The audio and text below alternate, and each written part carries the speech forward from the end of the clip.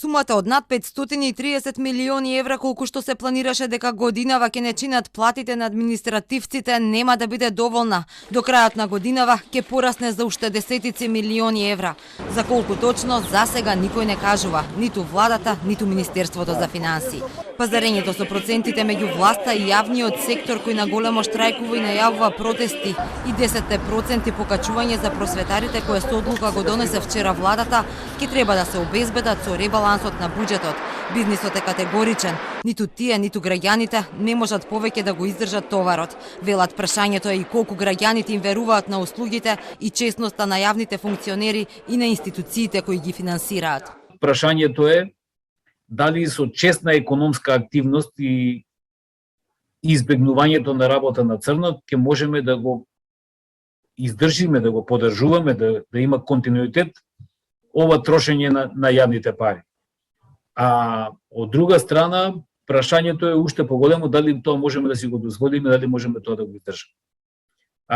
Создавањето на вредност, создавањето на пари е различно од трошењето на туѓи пари.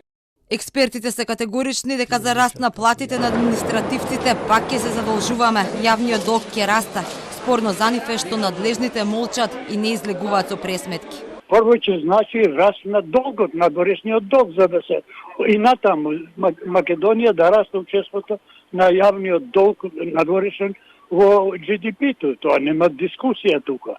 Колку најавија дека ќе се задолжат со евроврзница, некако ја одлагат, на 500 милиона, на 600 милиона, и милиарда ќе стане доколку се сака да се пребродат сите овие сега ситуациите со кои се соочуваме со најниските плати. Во недостаток на официјални информации, Телма се обиде да пресмета колку ќе чинат понудените 10% раст на платите во образованието.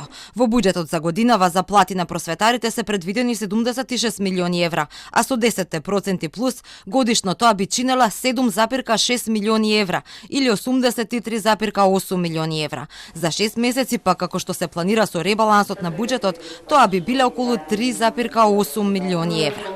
Но што покажува пресметката доколку се зголемат сите плати во јавниот сектор за 2800 денари, како што бара Сојузот на синдикатите на Македонија.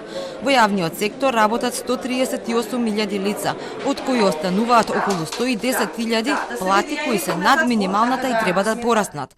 Пресметките на синдикатот покажуваат дека тие 2800 денари ќе го чинат буџетот плюс 7 милиони евра месечно или 83 милиони евра годишно, односно дополнителни 41 милион евра за вторите 6 месеци од годинава. Владата најави нов закон со кој платите во јавниот сектор ќе се согласуваат секоја година со растот на просечната и растот на трошоците на живот. Тоа би значило дека ставката за плати на административците, која само во моментов е 531 милион евра, и наредните години ќе расте за нови и нови десетици милиони евра кои ќе ги плаќаат граѓаните.